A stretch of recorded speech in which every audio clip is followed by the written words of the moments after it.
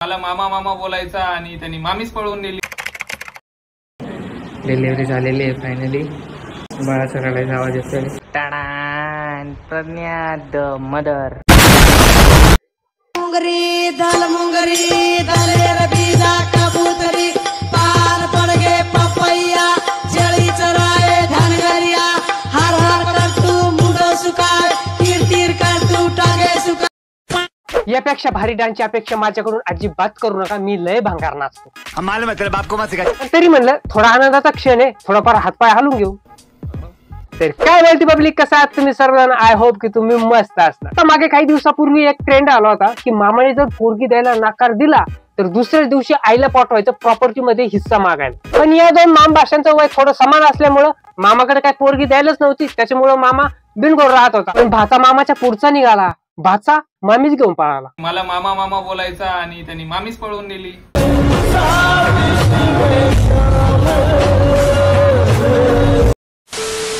या love story विषयी जास्त काही सांगत बसायची गरज मला तर वाटत नाही. तुम्हा सर्वांना माहितच आहे. आणि ज्यांना माहिती नाही त्यांनी युट्यूब वरती फक्त सर्च करा रोहित प्रज्ञा लव्ह स्टोरी. तुम्हाला बचतभर व्हिडिओ भेटतील.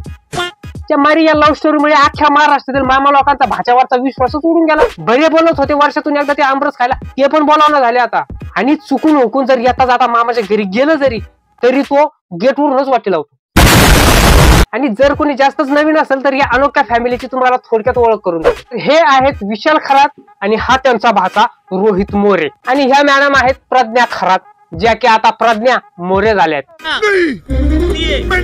आता ह्या हिरोईनचा खरात पासून ते मोरेपर्यंतचा जर प्रवास सांगत बसलं तर डझनभर वर्ष लागेल. त्यामुळे जरा शॉर्ट मध्ये घेऊ.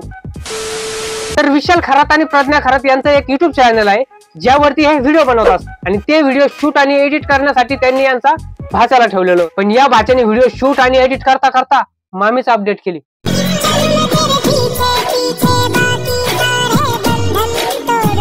आणि मामाचा पुन्हा सॉफ्टवेअरच क्रॅश करून टाकला. जिंदगी अशी चालली आहे की या पंख्याला मी आज लटकलो असतो. मग यांच्या तुफान हाणामारी आणि त्या पण रस्त्यावर.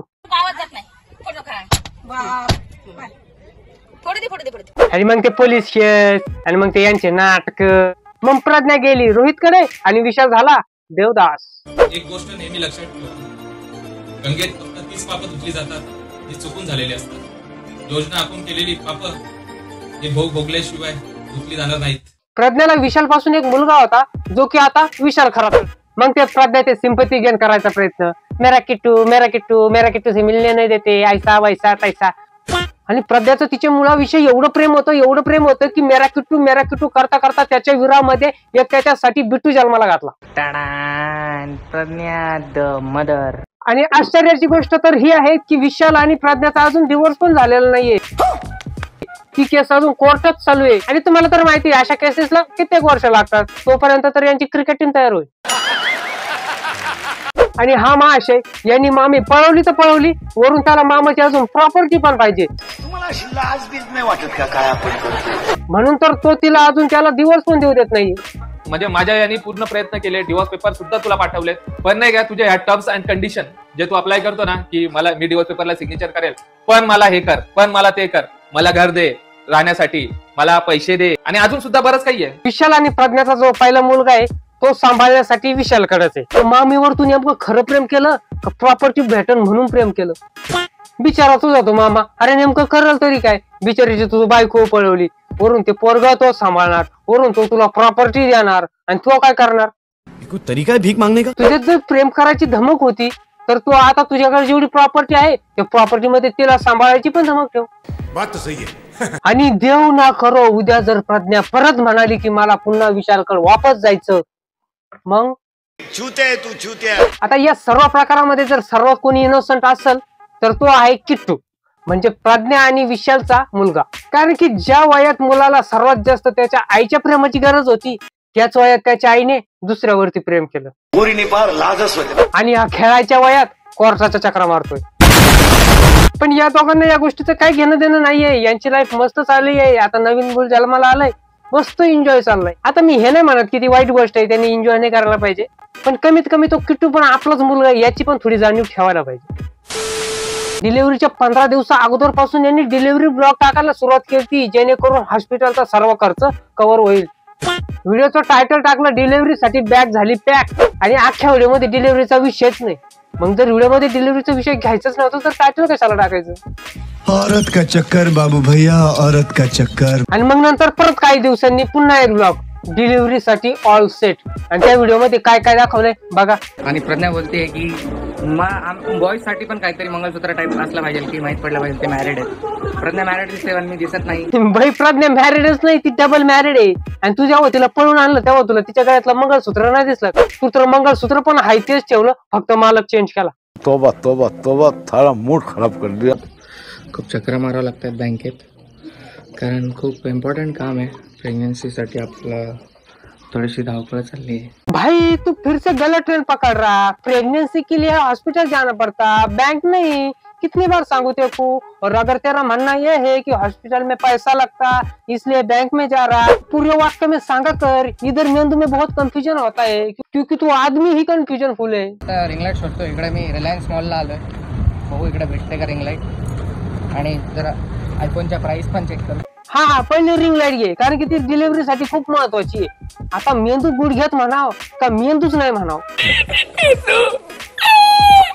The show must go on हे प्रमाणाच्या बाहेरच यांनी मनावर घेतलंय. म्हणजे कुठे जा काहीही होऊ द्या, ब्लॉग मात्र थांबला नाही पाहिजे. सीजर के लिए 5 दिन रुका था, 3 दिन नहीं रुका. जाने दादी होने दे, फिर मैं मर जाऊंगी नहीं पेट में, उसको भी जगह नहीं बेचारे को पेट में. नॉर्मली जर कुणाच्या घरी मूल जन्माला आलं ना तर आपण त्यांना बोलतो मुबारक हो आपके घर बच्चा पैदा हुआ है.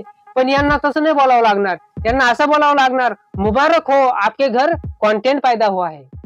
कारण डिलिव्हरीच्या नावाखाली या लोकांनी ब्लॉगची एक प्लेलिस्टच बनवली. बिकॉज मेरा पहले सीजर था, इसकी वजह से ये भी सीजर करना पड़ा मुझे. जाऊ द्या, प्रज्ञाचं परत एकदा सीजरच होतंय. आता तीसरा भी सीजर ही होगा. तिसरा तो औरत चाहिए बच्चा तरी. कुछ तो शरम कर रे, अजून पहिला डिवोर्स पण नाही झाला, यांची तिसऱ्या मुलाची तयारी चालली आहे. आणि ते मामी चोर कसलं बोलतंय. जाऊ द्या, प्रज्ञाचं परत एकदा सीजरच होतंय. आता मला अशी लाज बीज नाही वाटत का काय आपण करतो? तिसरा तो औरत चाहिए बच्चा तरी. मेरे बच्चे को डेडिकेशन. I love kids. नाही भाऊ ते क्रिकेट टीम हम दो हमारे दो या थेरीची तुम्ही फार वाटच लागू द्या. आणि कुणी विचारलं तरी तुमच्याकडे कारण आहे सांगायला. ते पहिलं कुठं माय बिचारे माझं बाळ किती आतुरतेने वाट बघते बाहेर यायचं. ते असं हलतं ना, ते एवढं डेंजर गाईस. असं वाटतं की डायरेक्ट पंच मारा असं, आणि ह्या हिरो सारखी एंट्री मार. पंच नाही, ते मोठं झाल्यावर तुझे हे कारनामे बघून आहे ना लाद घाल तुला. थोडा दम काढ. याच्यानंतर बाहेर येणार आहे हे, आणि मोठं झाल्यावर पण हे बघेल. मोठं झाल्यावर पण बाळ बघेल की मम्मी पप्पा किती जीव लावायचे, एक्सेट्रा एक्सेट्रा. हा आणि ते पण बघाल माझ्या पप्पाने काय काय उद्योग केलेत. है कि बेबीला मम्मीचा आवाज खूप आवडतो. मतलब बच्चे लोग माँ को ज्यादा प्यार करते हैं. और पप्पा को पप्पा लोग गए भाड़ में. आताच कबूल केलं की पप्पा लोक गए बाहेर में. पप्पाची काही किंमतच नाहीये. आणि मम्मीचा आवाज आवडतो म्हणे. मग मम्मीचं बोलणं हे पण त्याने ऐकलंच असेल की पप्पा गए बाहेर में. ते मोठं झालं पप्पालाच म्हणेल पप्पा तुम जाओ बाहर. पप्पा लोग को क्या पता तकलीफ जन्म देने का, पेट में रखने का, उसे एक माई समझते. वा माता वा, एवढं ज्ञान देण्या अगोदर त्या आधीच्या मुलाचा विचार मनात नाही आला का? त्याच्या वेळेस पण आता जेवढा त्रास सहन केला त्यावेळेस पण तेवढाच त्रास सहन केला असेल ना. 2:30 वाजलेत आणि डिलिव्हरी झालेली आहे फायनली. बाळाचा रडायचा आवाज येतोय. तुमची नजर नाही ते आता आपले व्हिडिओ आपले नेगेटिव्ह पार्टी पण बघत असतील, आपले हेटर्स पण बघत असतील, त्याच्यामुळे नंतर त्याच्या नंतर लग्न का तो सिर्फ बहाना है मेरे दोस्त. तर सर्व काही एकाच व्हिडिओमध्ये सांगितलं तर पुढल्या ब्लॉग साठी तुम्हाला कॉन्टेंट कुठून भेटेल. नंतर तुम्ही हॉस्पिटलमध्ये होते तरी पण पार्ट टू पार्ट अपलोड केलेत. हॉस्पिटलचा दुसरा दिवस कसा गेला बघा, हॉस्पिटलचा तिसरा दिवस कसा गेला बघा. आणि ह्या आपल्या मॅडम डिलिव्हरीच्या तिसऱ्याच दिवशी चिप्स खायला मागतायत. होती आणि पेशंट मला चिप्स मागते खायला. चिप्स मांग रहा है. सॉरी डॉक्टर से पूछना पड़ेगा. वा काय इन्फ्लुअन्स करतायत. तुमच्यासारखे इन्फ्लुएन्सर जर महाराष्ट्राला भेटले ना बस वाट लागली समजून घ्या. आणि जसे यांचे डिलिव्हरी ब्लॉग सुरू झालेत ना तसं या मॅडम घरचं कमी बाहेरच जास्त खातायत. पिझ्झा, बर्गर, चकली, केक, खा, मला काय अडचण नाही, जे खायचं ते खा, पण गरजेच्या वेळेस थोडंच तोंडावरती आवर घाला. पोरीने फार लाजच होते. आणि नसलच घालायचा तर कमीत कमी ते युट्यूब वरती तर नका टाकू. तर तुमचं बघून जर अजून कोणी हाच प्रयत्न केला तर किती महागात पडेल ते. किती केला तर इन्फ्लुएन्सर ना तुम्ही. आणि फायनली हॉस्पिटल मधून यांची सुट्टी झाली. या लक्ष्मणच्या लक्ष्मीचं घरात आगमन झालं. त्या प्रिन्सेसला पण अभिनंदन आणि या दोघांना पण. आणि ह्या सर्वांमध्ये पब्लिकने पण त्यांना खूप समजावायचा प्रयत्न केलाय की त्या विशालला डिवोर्स देऊन टाका, तुम्ही पण मोकळे व्हा, त्यांना पण मोकळे होऊ द्या, तुम्ही हॅपी राहा, त्यांना हॅपी राहू द्या. आणि तुमच्या घरात लक्ष्मी आली आहे, कमीत कमी या आनंदाच्या निमित्तानं का होईना झालेला सर्व प्रकार विसरून कुठून तरी दोघं पण नवीन सुरुवात करा.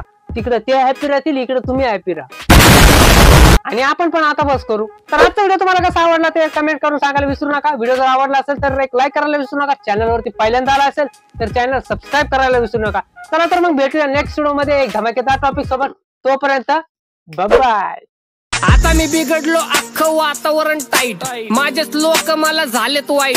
जे सोबत आहेत आत्ता ते जीवेत आपले, आणि जे सोडून गेलेत ते आपले नाहीत.